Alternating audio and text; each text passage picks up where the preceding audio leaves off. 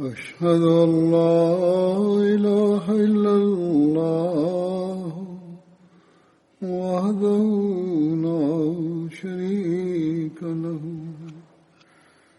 وأشهد أن محمدا عبده ورسوله أما بعد فأعوذ بالله من الشيطان الرجيم بسم الله الرحمن الرحيم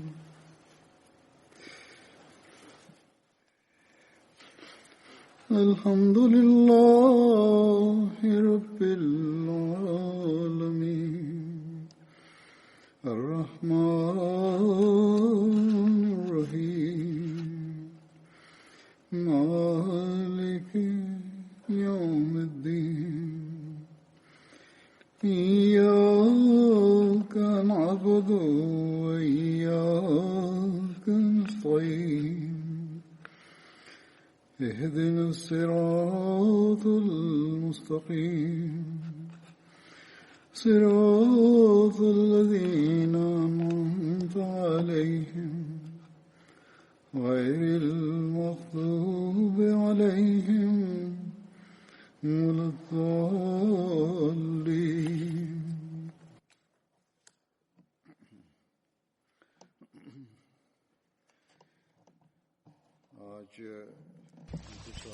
After reciting the Tashahhud, Ta'awuz and Surah Al-Fatiha, Hazrat Khalifatul Masih V, Ayyadullah Ta'ala bin Nasr stated, "Today I will continue the sermons of the Badri companions.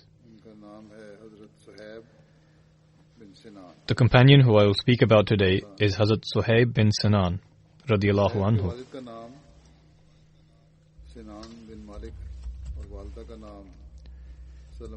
The name of Hazrat Suhaib's father was Sinan bin Malik, while his mother's name was Salma bin Qaid.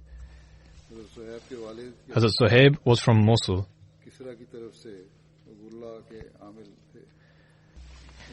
Hazrat Suhaib's father or his uncle was the governor of Al-Ubulla for the Chosrois. Al-Ubulla is a city on the banks of the Tigris River, which later came to be known as Basra. The Romans attacked that region and took Hazrat Suhaib as a prisoner when he was a child.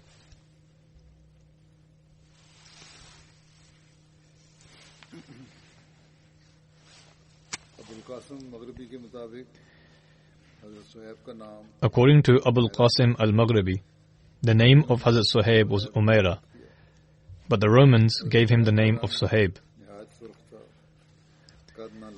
Hazrat Suhaib had a deep reddish complexion. He was neither tall nor short, and had thick hair.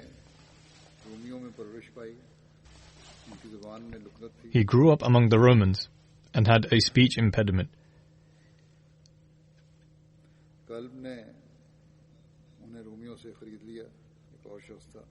A man named Kalb bought him from the Romans, and brought him to Mecca. Abdullah bin Judan then bought him and set him free.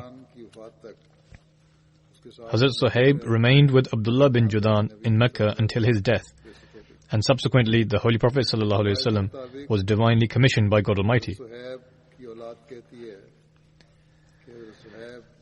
According to one narration, the children of Hazrat Suhaib said that when Hazrat Suhaib reached the age of maturity, he fled the Roman Empire and came to Mecca, where he became a confederate of Abdullah bin Judan and remained with him until his death.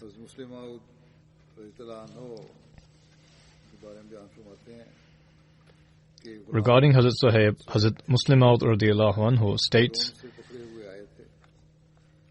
one of the slaves was Suhaib. He was captured and brought from the Roman Empire. He was a slave of Abdullah bin Judan, who later set him free. Suhaib also believed in the Holy Prophet ﷺ and endured various kinds of hardships as a result of this.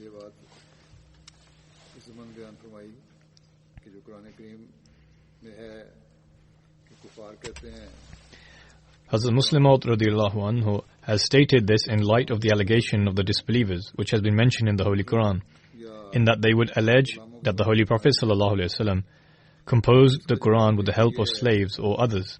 कि ये गुलाम तो मुसलमान होने की वजह से One answer to this allegation is that these very slaves faced hardships and persecution due to their conversion to Islam. इन तकलीफों को अपने ऊपर Thus, करने के लिए did these slaves help the Holy Prophet ﷺ in order to be afflicted by hardships? और फिर ना सिर्फ ये कि छुप के मदद की ये जाहिर भी हुआ Moreover, और फिर they not only helped him secretly, they also helped him openly as well, and then endured all hardships and persecution with steadfastness. तो इस बात को ध्यान फरमाया मुस्लिम ने कि ये इंतहाई बोधा एतराज Hazrat Muslim Maud radiallahu anhu has explained that this allegation was completely baseless. इन मोमिनीन का उन लोगों का जो हमारे पे मान लाए खुदा It was the faith of those believers in the Holy Prophet ﷺ and God Almighty that kept them steadfast. और उन्होंने सल्लम से इस्लाम सीखा और अल्लाह ताला की वही They learnt Islam from the Holy Prophet ﷺ and believed in the revelation from Allah the Exalted. Nonetheless, this was the background to the aforementioned extract. कि मैं सुहैब से Hazrat Ammar bin Yasir states, रसूलुल्लाह I met Suhaib at the door of Dar-e Arqam. मैंने The Holy Prophet ﷺ was also present there. I asked him, मुझसे कहा what is your intention? तुम्हारा क्या इरादा है Suhaib asked me, what is your intention? कि Mohammad I said, सल्लल्लाहु अलैहि वसल्लम I want to go to Muhammad ﷺ सलाम and listen to his words. हज़रत सुहैब ने कहा कि मैं भी एक चाहता Hazrat Suhaib said, कहते हैं this is also my intention. हज़ूर सल्लल्लाहु अलैहि वसल्लम Hazrat Ammar states, तो आपने both of us then went to the Holy Prophet ﷺ and he preached the message of Islam to us. So we both accepted Islam. यहाँ तक We spent the whole day there until night fell. से छुपते हुए निकले Then we left in secret. हज़रत अम्मार और हज़रत सुहैब ने 30 से ज़ायद रात के बाद इस्लाम कबूल किया था Hazrat Ammar and Hazrat Suhaib accepted Islam after more than 30 people.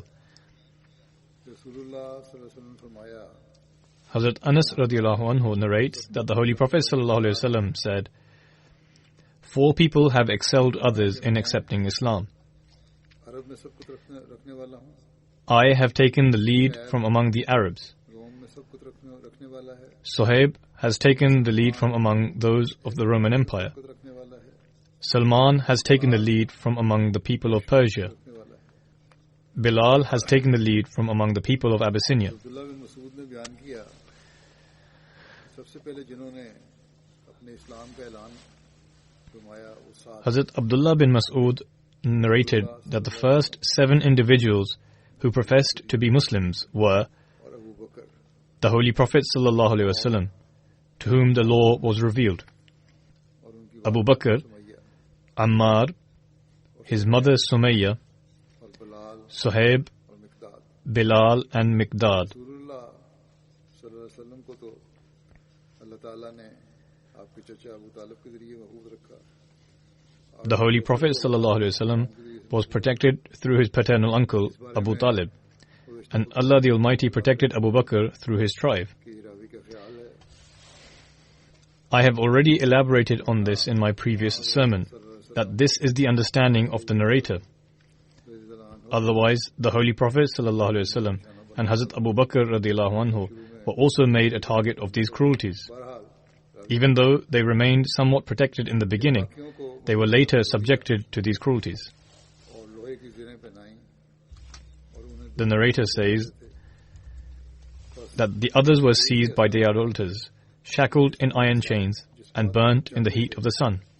मुआफ़क़त न कर ली हो There was none among them who did not succumb to the demands of their masters, with the exception of Bilal, और वो अपनी कौम whose circumstances were such that he had completely resigned himself to the will of God and held no worth in the eyes of the society around him. और उन्हें मक्के की घाटियों में They would seize him, hand him to the youths, who would then drag him around the valleys of Makkah. However, Bilal would repeatedly say, Ahad, Ahad, i.e., God is one, God is one.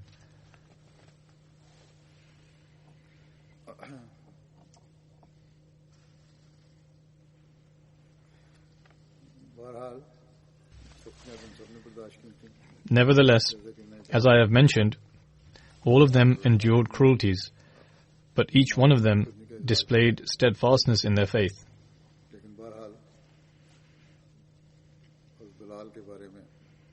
Nonetheless, the narration we find in relation to Hazrat Bilal indicates that he was subjected to severe persecution.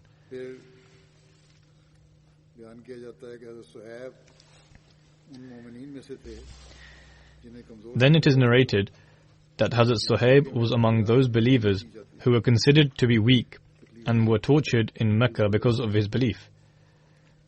These believers also had to go through many hardships. According to one narration, Hazrat Ammar bin Yasir would be tortured to such an extent that he would have no recollection of what had happened. The same was the case of Hazrat Suhaib, Hazrat Abu Faid, Hazrat Amir bin Fuhaira, and other companions. The following verse was revealed in relation to these companions. ثُمَّ إِنَّ رَبَّكَ لِلَّذِينَ هَاجَرُوا مِنْ بَعْدِ مَا فُتِنُوا ثُمَّ جَاهَدُوا وَصَبَرُوا إِنَّ رَبَّكَ مِنْ بَعْدِهَا لَغَفُورٌ رَحِيمٌ.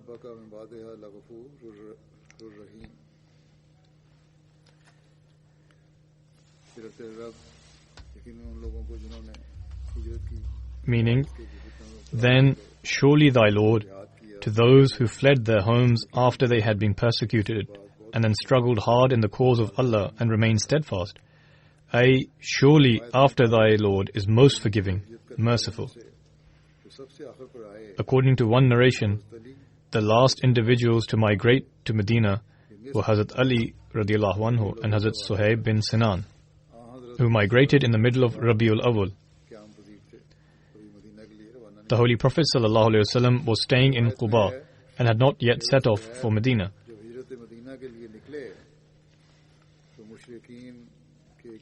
In one narration, it is mentioned that when Hazrat Suhaib set off to migrate towards Medina, a party of idolaters pursued him. He subsequently dismounted, emptied his quiver, and said, "O party of the Quraysh, you know that I am among your most skillful archers. By Allah, you will not be able to reach me until I fire all of my arrows at you. I will then fight you with my sword until I am left empty-handed. Therefore, you may do as you please. If it is my wealth that you desire, I will tell you where it is, and you may then leave my path." These people replied in the affirmative. Hence, Hazrat Suhaib told them where his wealth was. And when he presented himself before the Holy Prophet ﷺ, the Holy Prophet ﷺ said that this transaction had been profitable for Abu Yahya, i.e. it had been beneficial for him. The narrator says that upon this, the following verse was revealed.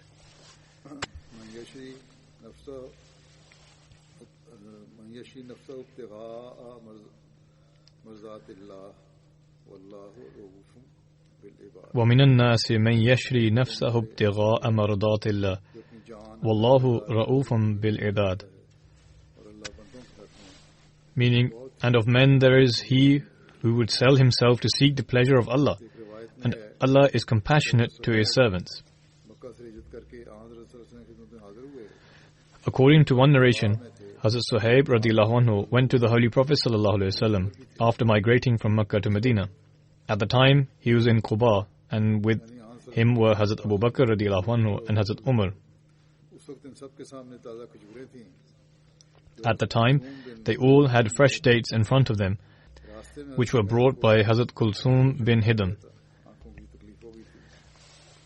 On the way, Hazrat Suhaib contracted an eye infection, i.e. he had an ailment of the eye, but was also suffering from starvation and was very tired from his journey. Hazrat Suhaib rushed towards the dates, when Hazrat Umar radiallahu anhu said, "O Messenger of Allah, look at Suhaib. He has an eye infection and is eating the dates." The Holy Prophet ﷺ replied in a light-hearted manner, saying, "You are eating the dates despite your eye infection," i.e. he had swollen eyes with tears running down them. Hazrat Suhaib radiyallahu anhu then said, I am eating whilst using the side of my eye which is healthy. Upon hearing this, the Holy Prophet ﷺ smiled. आपने मुझसे वादा किया था Hazrat Suhaib turned to Hazrat Abu Bakr radiyallahu anhu and said, You promised me you would take me with you in the migration, but you went without me. फिर उन्होंने अर्ज किया या रसूलुल्लाह सल्लल्लाहु अलैहि वसल्लम He then turned to the Holy Prophet ﷺ and said, O Messenger of Allah, you also promised to take me along with you on the migration, but you also left without me.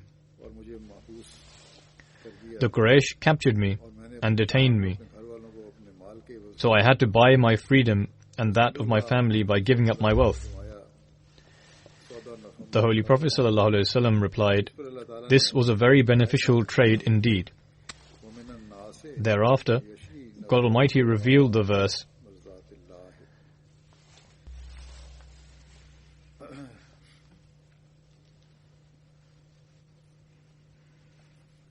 वमन यशरी नफ्सहु इब्तिगाअ मर्ज़ातिल्लाह वल्लाहु وَمِنَ النَّاسِ مَنْ يَشْرِي نَفْسَهُ ابْتِغَاءَ مَرْضَاتِ اللَّهِ ऐसा भी है وَاللَّهُ رَؤُوفٌ بِالْعِبَادِ. रसूल के लिए बेच डालता है Meaning, और अल्लाह and of men there is he who will sell himself to seek the pleasure of Allah, Suhaib ने and Allah is compassionate to His servants.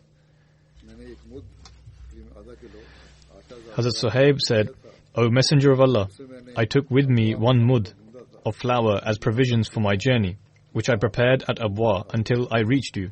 इस सफर में सिर्फ इतना This was all he had to eat in this journey. हज़रत मुस्लिम मऊद रज़ियल्लाहु अन्हु बयान फरमाते हैं उनके बारे में In this regard, Hazrat Muslim Maud radiyallahu anhu writes, एक मालदार आदमी थे ये तिजारत करते थे Suhaib was a prosperous merchant, बाहसियत and in Mecca, समझे जाते थे he was considered a reputable person. मगर बावजूद इसके कि वो मालदार भी थे और आज़ाद भी हो चुके थे अब तो गुलाम But despite the fact that he was wealthy and was no longer a slave, the Quraysh continued to beat him even after his release, to the extent that he would pass out. आपके पास सुहैब ने भी चाहा When the Holy Prophet ﷺ left Mecca and migrated to Medina, Suhaib also wanted to migrate, जो दौलत तुमने मक्के में but the Meccans stopped him from doing so. उसे मक्के से बाहर किस तरह ले जा सकते They said that he was not permitted to take the wealth he had earned in Mecca with him. अगर मैं ये सब की सब दौलत छोड़ दूं Suhaib offered to surrender all his property and earnings and asked whether they would then let him go. The Meccans accepted the arrangement. Spur करके Suhaib handed everything over to them and reached Medina empty-handed and met the Holy Prophet ﷺ. आपने फरमाया सुहैब तुम्हारा ये सौदा The Holy Prophet ﷺ said to him, तुम्हारा ये सौदा सब पहले सौदों से नफामंद रहा Out of all the transactions you have ever made, पहले this was the best. तुम रुपया हासिल किया करते थे In other words, he previously used to earn money by trading goods, ईमान हासिल but this time he traded money in return for his faith. हाँ हजरत सल्लल्लाहु अलैहि वसल्लम ने हजरत सुहैब के मक्के से मदीना हिजरत करने के बाद After Hazrat Suhaib migrated from Mecca to Medina, दरमियान the Holy Prophet ﷺ established a bond of brotherhood between him and Hazrat Harith bin Sima. खंदक और बाकी तमाम Hazrat Suhaib participated in the battles of Badr, Uhud, Khandak, and all other battles alongside the Holy Prophet ﷺ. आयस बिन अम्र से रवायत है कि हजरत Salman Hazrat Aiz bin Amr narrates that Hazrat Salman, Hazrat Suhaib, and Hazrat Bilal were sat amongst a group of people when Abu Sufyan bin Harb walked past. कि अल्लाह तबारक व तआला की तलवारें अभी अल्लाह They said to him, अल्लाह के दुश्मन Allah the Almighty's sword has not yet struck the necks of His enemies. ने कहा क्या तुम कुरैश के सरकर्दा Upon this, और सरदार Hazrat Abu Bakr radiyallahu anhu said, Is this how you speak about the leaders and chieftains of the Quraysh? The Holy Prophet ﷺ was informed of this incident, to which the Holy Prophet ﷺ said, शायद तुमने O Abu Bakr, दिला दिया perhaps you have angered them. दिलाया है कि तुमने अपने If this is the case, तबारक व तआला then you have also angered God Almighty. बस अबू बकर उन लोगों के पास वापस गए और कहा Therefore, Hazrat Abu Bakr radiyallahu anhu went back to those people and said, O my brethren, कहा perhaps you are aggrieved because of me.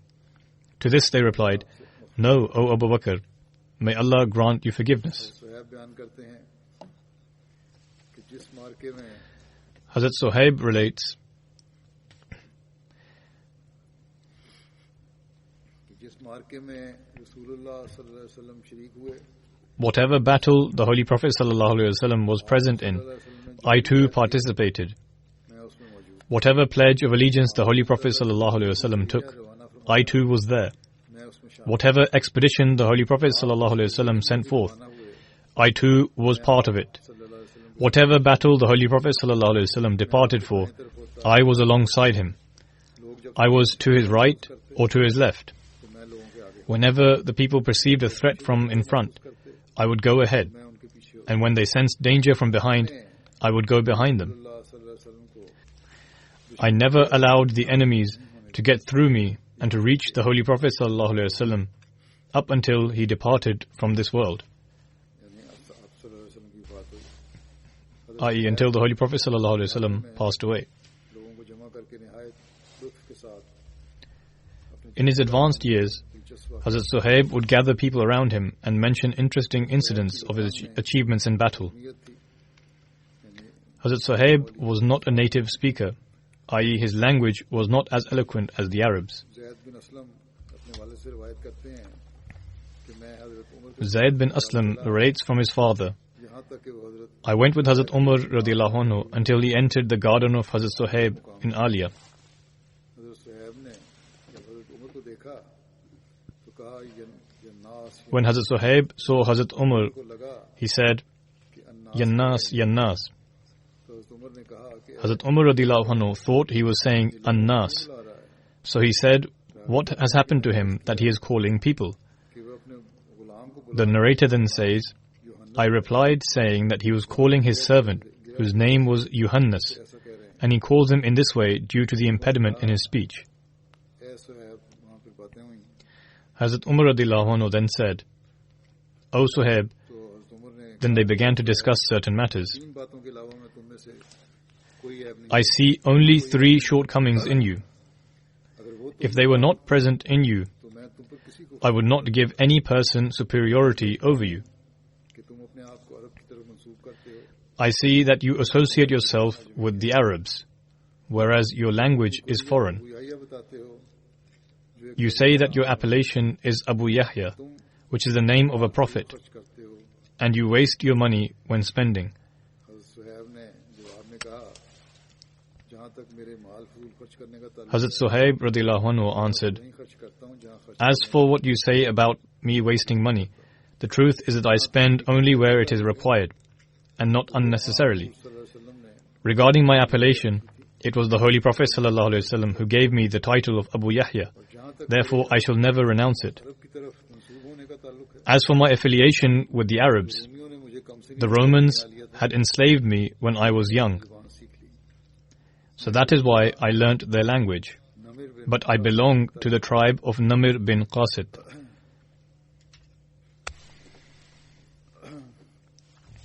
हज़रत उमर हज़रत सुहैब से बहुत मोहब्बत करते थे Hazrat Umar radiallahu anhu had great love for Hazrat Suhaib and thought very highly of him. जख्मी हुए When Hazrat Umar radiallahu anhu sustained an injury, कि मेरी नमाज he mentioned in his will that Hazrat Suhaib will lead his funeral prayer, तक मुसलमानों की and he will also lead the Muslims in prayer for 3 days अहले शुरा until the members of the electoral committee choose the Khalifa.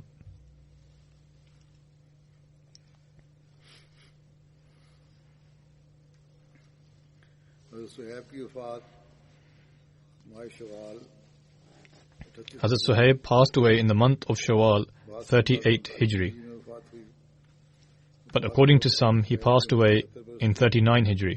बाद रवायात के At the time of his demise, Hazrat Suhaib was 73 years of age, whilst according to other narrations, he was 70 years old and was buried in Medina. सहाबी जिनका जिक्र है वो साद बिन रबी The next companion whose accounts will be mentioned is Hazrat Saad bin Rabi. Ansar के कबीला खजरज के खानदान Hazrat Saad bin Rabi belonged to the Banu Harith clan of the Khazraj tribe of the Ansar. अमर और वालदा का नाम His father's name was Rabi bin Amr and his mother's name was Huzayla bint Inaba. एक का नाम Hazrat Saad had 2 wives, Azam Umrah bint Hazm बिन जैद था and Habiba bint Zayd. हज़रत साद बिन रबी की 2 बेटियां थीं एक बेटी Hazrat Saad bin Rabi had 2 daughters. उन्हें उम्मे one of the daughters' name was Saad, which has also been reported as Sa'id. However, her real name was Jamila. Hazrat Saad bin Rabi was able to read and write even during the Jahiliyyah period, i.e. the era of ignorance before the advent of Islam, when not many could do so at the time. Hazrat Saad was one of the chieftains of the Banu Haris, and Hazrat Abdullah bin Rawaha was also one of the chieftains of this tribe along with him. Hazrat Saad was present during the first and second pledge at Aqaba. After the migration to Medina, the Holy Prophet ﷺ established a bond of brotherhood between Hazrat Saad and Hazrat Abdul Rahman bin Auf.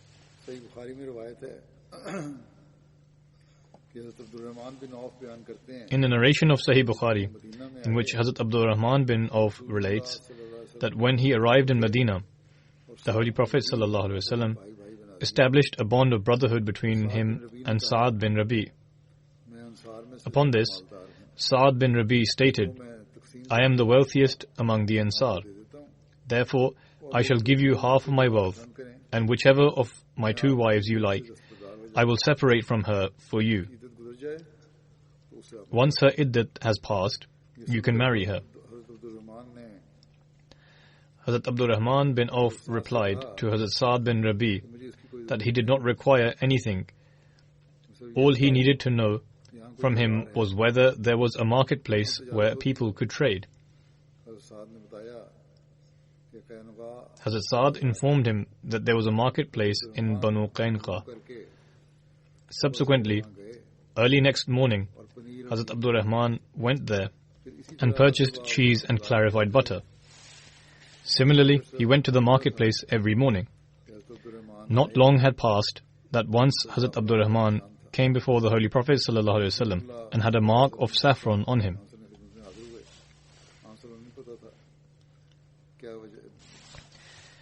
In those days, they would mark saffron to serve as a sign that one had recently got married. In any case, the Holy Prophet ﷺ asked if he had married, and he replied in the affirmative. The Holy Prophet ﷺ inquired who he got married to, and he replied that it was a woman belonging to the Ansar.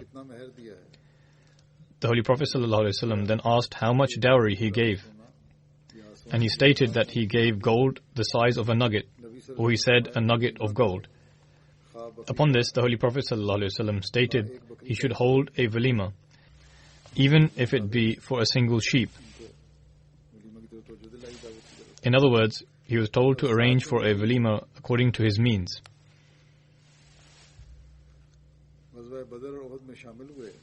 Hazrat Saad bin Rabi participated in the battles of Badr and Uhud and was martyred during the battle of Uhud.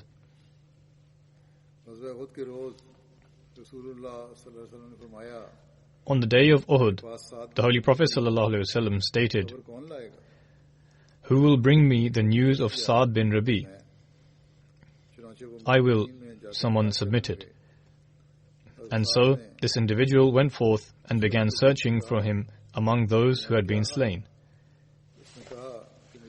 Upon seeing this individual, Hazrat Saad asked him how he was, and he replied, "I have been sent by the Messenger of Allah ﷺ, so I can inform him about your condition."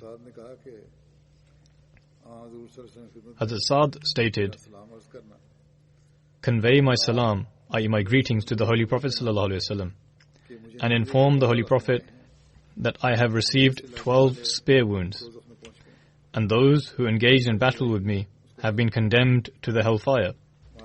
In other words, whoever came up against him was killed. "And tell my people that if the Holy Prophet ﷺ is martyred, while a single one of them is still alive, then remember that they shall have no excuse to offer before God Almighty." It is stated that it was Hazrat Ubay bin Ka'b who went to inquire about the condition of Hazrat Saad.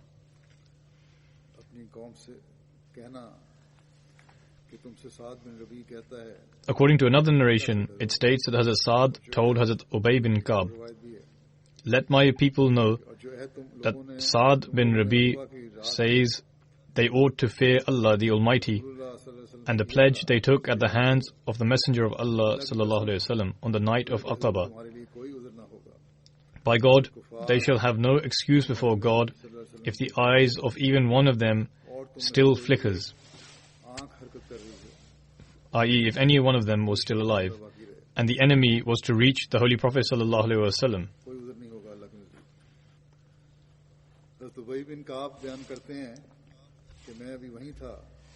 Hazrat Ubay bin Ka'b narrates that he was still by the side of Hazrat Sa'd when he passed away.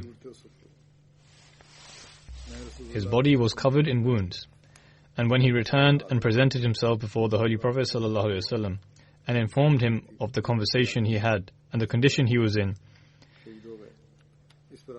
the Holy Prophet ﷺ stated, "May Allah the Almighty have mercy upon him. In his lifetime and even after his demise, he continued to serve Allah and His Messenger." Hazrat Sa'd bin Rabi and Hazrat Kharja bin Zayd were buried in one grave.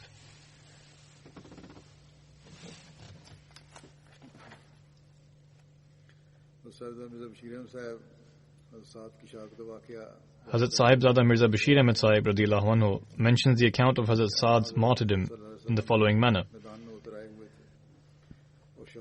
Now the Holy Prophet ﷺ had also descended into the battlefield, and the work of tending to the bodies of the martyrs was underway. At the time the sight was before the Muslims was one to bring forth tears of blood, i.e., after the battle had finished, despite his own injuries, the Holy Prophet ﷺ went around the battlefield and advised on how to take care of the bodies of the martyrs and organized the burials. Nonetheless, the scene before the Muslims was one of horror, so much so that it can be said that it would bring forth tears of blood. 70 Muslims were laying in the field of battle, smothered in dust and blood, and they displayed a horrific scene of the barbaric Arab tradition known as musla. Not only had they been martyred, their limbs had been cut and their bodies had been disfigured by the disbelievers. He further writes, "Among the casualties, there were only 6 Muhajirin, and the rest were all from the Ansar. The number of men slain from among the Quraysh was 23. When the Holy Prophet ﷺ came to the body of his paternal uncle and foster brother, Hamza bin Abdul Muttalib, he was stunned, because Hind, the barbaric wife of Abu Sufyan, had severely spoiled his dead body. For some time, the Holy Prophet ﷺ stood there silently, and signs of grief and anger were evident upon his countenance.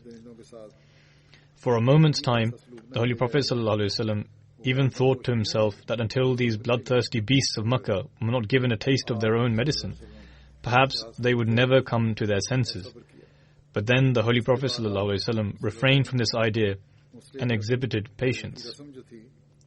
As a matter of fact, after this, the Holy Prophet ﷺ prohibited the custom of musla, i.e., to disfigure corpses, in Islam forever, and said that the enemy may do as it pleases, but the Muslims should in any case refrain from such a barbaric practice and follow a course of virtue and benevolence. Safiya bint Abdul Muttalib, the paternal aunt of the Holy Prophet ﷺ, loved her brother Hamza very dearly. Upon hearing news of the defeat of the Muslims, she had also come out of Medina.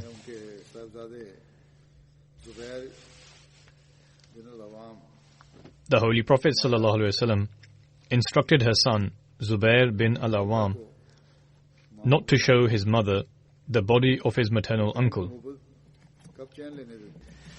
But how could a sister's love allow her to sit at rest? Although her son told her not to see the body of Hazrat Hamza, as it had been severely disfigured. "Let me see the body of Hamza," she insisted. "I promise to demonstrate patience and shall not utter a word of complaint or lament." Hence, She went, and upon seeing the body of her brother, she said, Inna lillahi wa inna ilayhi raji'un. After this, she did not say a word. He further writes, the Quraysh had more or less meted out the same barbaric treatment to the bodies of the other companions as well. Hence, the body of Abdullah bin Jahash, the paternal cousin of the Holy Prophet ﷺ, had also been severely disfigured. As the Holy Prophet ﷺ would move from one body to the other, signs of pain and anguish would become more and more evident upon his countenance. It was perhaps at this occasion when the Holy Prophet ﷺ said, someone go and inquire about the state of Sa'd bin Arabi, chief of the Ansar. Is he alive or has he been martyred? During the battle, I saw that he was perilously surrounded by the lances of the enemy. Upon the instruction of the Holy Prophet ﷺ, Ubay bin Ka'b, a companion from among the Ansar, began to search for Sa'd here and there on the battlefield, but to no avail. Finally, he began to exclaim in a loud voice and called out the name of Sa'd again and again, but no sign of him could be found. Losing hope, he was about to return, when he suddenly thought that he should call out with the name of the Holy Prophet ﷺ, and perhaps in this manner a clue may be found. Initially, he only called him out by name, but then thought perhaps he could call out saying that the Holy Prophet ﷺ had sent him. As such, he began to call out, "Where is Sa'd bin Arabi? The Messenger of Allah ﷺ has sent me to him." At the sound of this, an electric current surged through the half-dead body of Sa'd. Although he was near to his death, upon hearing the name of the Holy Prophet ﷺ, he became alert. Suddenly becoming alert, but in a very soft voice, he responded, "Who is it? I am here." When Ubay bin Ka'b peered into the distance, amongst a pile of dead bodies, he caught sight of Sa'd, who at the time was in his final breaths, giving up his life. Ubay bin Ka'b said, "The Holy Prophet ﷺ has sent me so that I may inform him of your condition." Sa'd responded, "Submit my greetings of peace to the Messenger of Allah ﷺ, and tell him, may Allah grant you the spiritual reward which is given to all the prophets of God due to the sacrifice and sincerity of their followers to a greater extent than all the other prophets, and grant you the delight of your eyes. Convey my greetings of peace to my Muslim brethren as well, and tell my people that if the slightest injury is inflicted upon the Holy Prophet ﷺ, while even a breath of life remains within them, then remember that they shall have no excuse before God Almighty." After these words, Sa'd gave his life. Hazrat Muslim Maud radhiyallahu anhu has also mentioned this account in his own words and states, "There is an incident that took place on the occasion of the Battle of Uhud. After the battle, the Holy Prophet ﷺ sent Hazrat Ubay bin Ka'b to go and inquire about the state of those who had been wounded. While searching for the wounded, Hazrat Ubay bin Ka'b reached Hazrat Sa'd bin Rabi, who had been severely injured and was almost breathing his last. Hazrat Ubay bin Ka'b asked him if he had any message he would like him to convey to his relatives and dear ones. Hazrat Sa'd smiled and said, "I was waiting for a Muslim to come who I could deliver my message to. Place your hand in mine and promise me that you will certainly convey my message." The message he then gave was as follows: "Convey my salam to my Muslim brothers and tell my people and my relatives that the Messenger of Allah ﷺ is the greatest trust bestowed upon us by Allah the Almighty, and we ought to protect this trust with our very lives. I must now depart from this world and hand over this trust to you. Let it not be that you show weakness in this regard."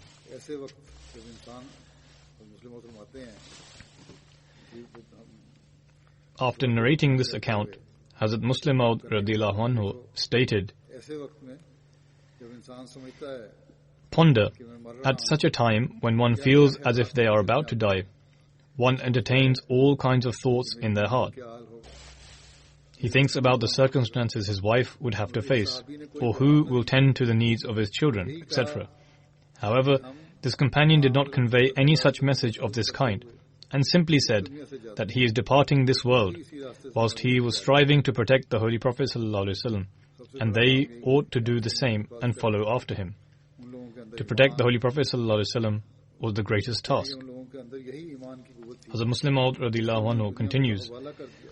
it was this very strength of faith that enabled them, i.e. the Muslims, to bring about a revolution in the world and topple the rule of the Romans and the Persians. किस तरह ने अपने सिपा The Roman emperor was astonished as to who those people were. अरबों को भी Likewise, Chosroes wrote to one of his generals and told him घर में चूड़ियां that if he cannot defeat the Arabs, then he should return and instead sit at home wearing bangles. को कि ये going खाने वाले लोग हैं. He also stated to his general that the Arabs were such people इनको भी तो that would eat orgia, and yet he could not even stop them. खाना भी इनको नहीं मिलता. In other words, he considered them to be extremely lowly people who would have nothing to eat and would instead eat orgia. ये तो कोई बला है. In reply, the general stated that they did not appear as mere mortals, but rather they were like a force that would come galloping over the swords and spears.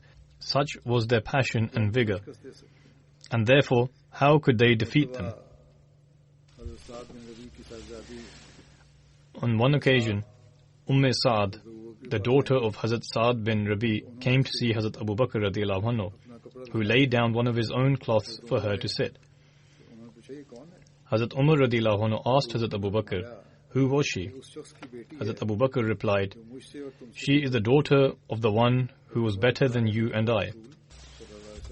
Hazrat Umar inquired, O Khalifat al-Rasul, who was that person? की वफात Hazrat Abu Bakr replied, रसूलों के ज़माने में he is the one who passed away in the lifetime of the Holy Prophet ﷺ and received his place in paradise, whereas you and I are still here today. Jabir बिन अब्दुल्ला बयान करते हैं कि हज़रत साद बिन रबी की बीवी Hazrat Jabir bin Abdullah radhiyallahu anhu relates that the wife of Hazrat Saad bin Rabi, along with her two daughters, came to see the Holy Prophet ﷺ and said, O Messenger of Allah sallallahu alaihi wasallam, जो आप these two are the daughters of Saad bin Rabi, हुए ओहद के दिन who fought alongside you in the battle of Uhud and was martyred. लिया है. इनकी जायदाद जो Their paternal uncle has taken all their inheritance, मिला और इनके लिए माल नहीं. i.e., their uncle had taken all their wealth that was left by Saad bin Rabi, leaving them with nothing. Furthermore, their nikah cannot take place until they have some money. The Holy Prophet ﷺ replied, Allah the Almighty will reveal His verdict regarding this matter. फिर रसूलुल्लाह Subsequently, the verses regarding inheritance were revealed. फरमाया The Holy Prophet ﷺ then called their uncle and instructed him to give 1/3 of the wealth of Saad to his daughters, and to give 1/8 to their mother, and the remainder will be his share.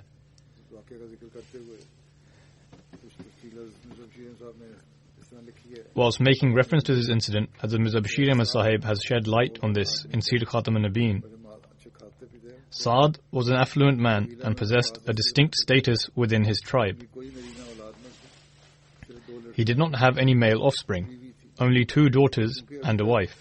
हज़रत सल्लल्लाहु अलैहि वसल्लम पर Until now, no new injunctions regarding the division of inheritance had been revealed to the Holy Prophet ﷺ. और सहाबा में कदीम दस्तूर अरब के मुताबिक Virsa As such, inheritance was divided among the companions according to the ancient custom, मुतवफ़ा whereby if the deceased did not have any male offspring, होने की सूरत में उसके जद्दी his paternal relatives would take possession of the inheritance, and the widow and daughters would be left empty-handed. इसलिए साद बिन रबी की शहादत पर Therefore, upon the martyrdom of Saad bin Rabi, his brother took possession of all the inheritance, and his widow and daughters were left completely without support. हज़रत साद की बेवा Troubled by this distress, the widow of Saad presented herself before the Holy Prophet ﷺ along with her 2 daughters, and expressed her grief whilst relating the entire account. हज़रत सल्लल्लाहु अलैहि वसल्लम की फितरत तैय्या को इस दर्द के This painful account hurt the pure disposition of the Holy Prophet ﷺ, अभी तक इस मामले में But since no injunctions had been revealed to the Holy Prophet ﷺ from God in this respect, the Holy Prophet ﷺ said, "Wait for some time, and a verdict shall be given according to the injunctions which are revealed by God." As such, the Holy Prophet ﷺ supplicated to God, and it was not long before a few of the verses regarding inheritance were revealed to the Holy Prophet ﷺ, which have also been vouchsafed in Surah An-Nisa of the Holy Quran. At this, the Holy Prophet ﷺ called the brother of Sa'd and instructed him to give 2/3 of the inheritance to the daughters of Sa'd, 1/8 to his sister-in-law, and to keep whatever remained thereafter. From then on, new laws of the division of inheritance were instituted, whereby a wife is entitled to 1/8 of her husband's inheritance if he has children, and 1/4 if he does not have any children. And a daughter is entitled to a portion equivalent to half of her brother from the inheritance of her father, and if she has no brothers, then 2/3 or half.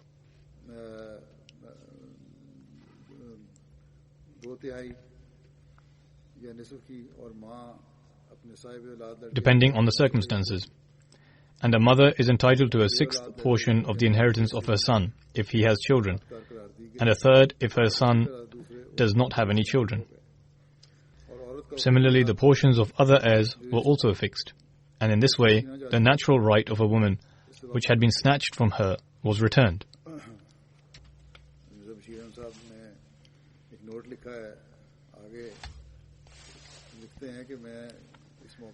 Hazrat Mirza Bashir Ahmed Sahib has written a note saying,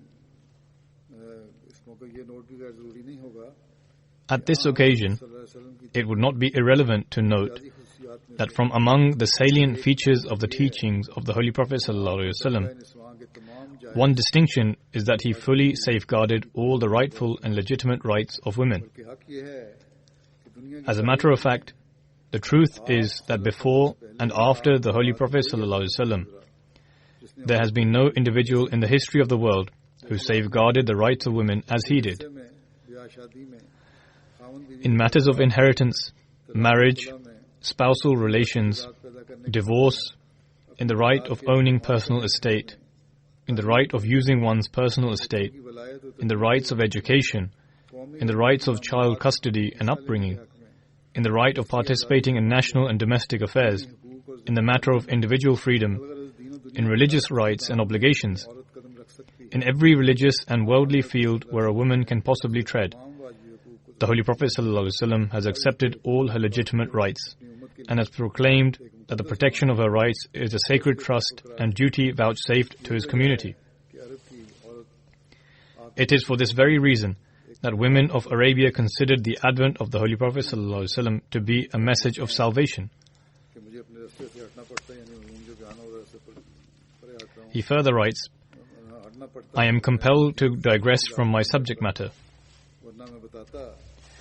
as women's rights was not the subject under discussion.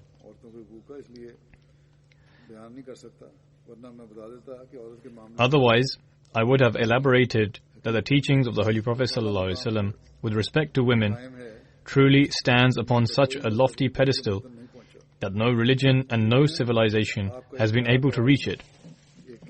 Most definitely, this beautiful statement of the Holy Prophet ﷺ is based on such a deep truth that حُبِّبَ إِلَيَّ مِن دُنْيَاكُمْ النِّسَاءُ وَالطِّيبُ وَجُعِلَتْ قُرَّةُ عَيْنِي فِي الصَّلَاةِ." Meaning, among the things of this world, the things for which my disposition has been leavened with love are women and fragrance, but the delight of my eye is in salat, i.e. the worship of Allah. Today there are people who raise their voices in defense of women's rights and focus their attention on some superficial matters which have nothing to do with freedom at all. Instead, some raise allegations against the Islamic teachings in which there are certain restrictions, but these are only in place to uphold the honor of women, for the sake of peace at home and for the moral training of the next generation.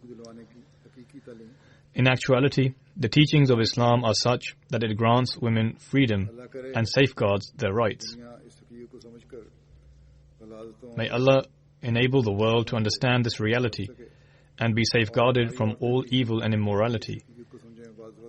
And may our women also understand the true reality of these teachings, as at times they can be influenced by society and perceive their proposed model of freedom to be correct. May they understand the true essence of the Islamic teachings and also the rank and honor bestowed to women by Islam, because no other religion has granted such honor, nor has any so-called women's rights organizations or movements. May Allah enable men to also safeguard the rights of women in accordance with the teachings of Islam, so that a peaceful society can be established.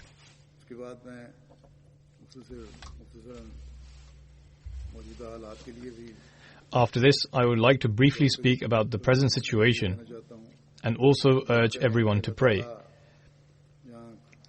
Everyone should pray to Allah the Almighty to remove the coronavirus pandemic from the world,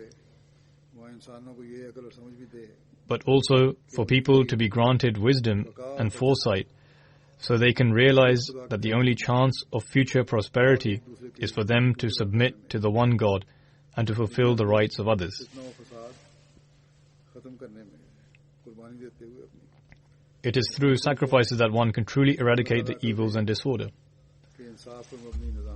May Allah grant wisdom to the governments so they can run the affairs of their country based on justice.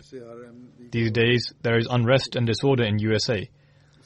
May every Ahmadi be saved from its ill effects, and may the people present their demands and attain their rights through the correct means.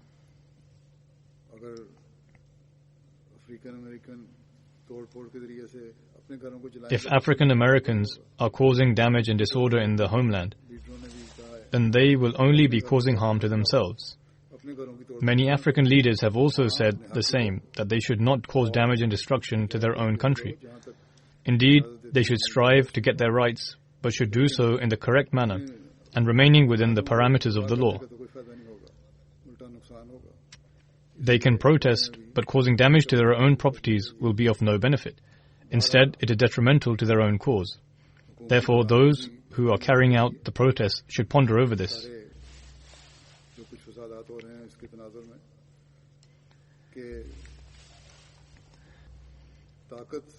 The government should also understand the situation, that simply using force to respond to this is not the answer, and neither is using force the solution to solving problems. In fact, governments can only function when all citizens are given their due rights.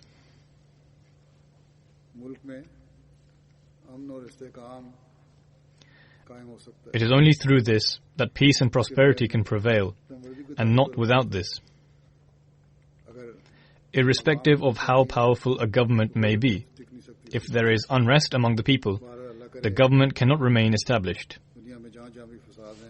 Nevertheless, may Allah remove all the unrest and disorder throughout the world. May governments fulfill the rights of its citizens, and may the citizens obtain their rights by pursuing their demands whilst remaining within the parameters of the law.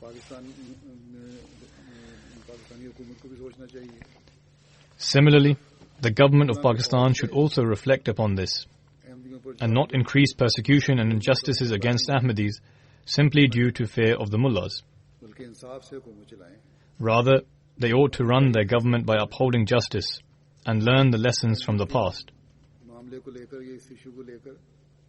By using the issue of Ahmadiyyat and perpetrating cruelties against Ahmadis, neither has previous governments remained established, nor can they do so in the future. Therefore, they ought to abandon the thought that through this issue they can extend their time in government. Indeed, owing to this persecution, Ahmadiyyat has spread and progressed throughout the world, and God willing, it will continue to do so in the future. This is the will of God Almighty, and no one has the power to stop it. Nonetheless, it is our prayer that may Allah remove all injustices, unrest and disorder. And due to the current pandemic that is widespread, may people pay heed to it and bring about a transformation within themselves. May we, as Ahmadis, be granted the opportunity to fulfill the rights of our worship and also the rights owed to mankind even more than before, so that we may become the recipients of the love of Allah and be able to witness success and progress.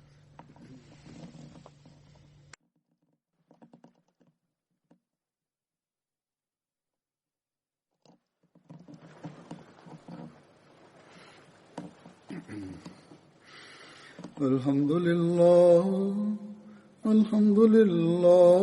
nahmaduhu wa nasta'inuhu wa nastaghfiruhu wa nu'minu bihi wa natawakkalu alayhi wa na'udhu billahi min shururi anfusina wa min sayyiati a'malina.